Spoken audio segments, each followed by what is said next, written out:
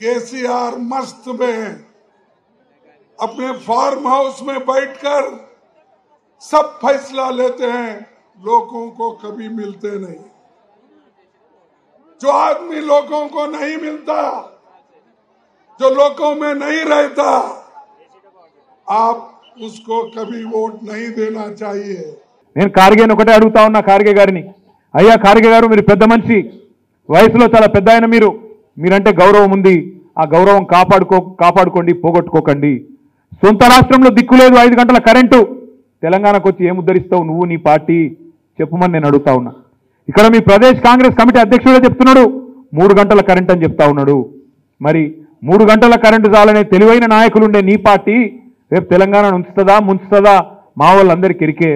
అందుకే మీ అందరినీ కూడా నేను మనస్ఫూర్తిగా కోరేది ఒకటే, మనం ఈ రోజు నుంచి కేసీఆర్ భరోసా పేరిట మళ్ళీ గెలిస్తే 3వసారి ముచ్చటగా కేసీఆర్ గారు ముఖ్యమంత్రి అయిన తర్వాత ఏమేం చేస్తామో కేసీఆర్ భరోసా పేరిట కొత్త కార్యక్రమాన్ని మన మేనిఫెస్టోని ప్రజల్లోకి తీసుకొని పోయే కార్యక్రమాన్ని స్టార్ట్ చేస్తా ఉన్నాం. పెద్దపల్లిలో మీ అందరినీ నేను కోరుతా ఉన్నా, కేసీఆర్ భరోసా కింద మనం ఇయ్యబోయే కార్యక్రమాలను బ్రహ్మాండంగా గ్రామానికి గడపకు తీసుకొని పోవాలి. ఏంటిది కేసీఆర్ భరోసా?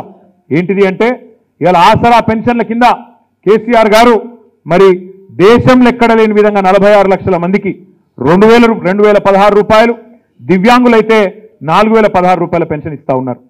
రేపు 3వసారి కేసీఆర్ గారు గెలిచి ముఖ్యమంత్రి అయిన తర్వాత కేసీఆర్ భరోసా కింద ఆ 2000 పెన్షన్ని 5016 రూపాయలు చేయబోతా ఉన్నామనే మాట ఈ సందర్భంగా విజ్ఞప్తి చేస్తా ఉన్నాం. దివ్యాంగులైతే 6016, మరి ఇతరులు వృద్ధులు, వితంతువులు, బీడీ కార్మికులు వాళ్ళందరికీ కూడా 5016 రూపాయల పెన్షను, ఆసరా పెన్షన్ కేసీఆర్ భరోసా కింద ఇవ్వబోతా ఉన్నాం.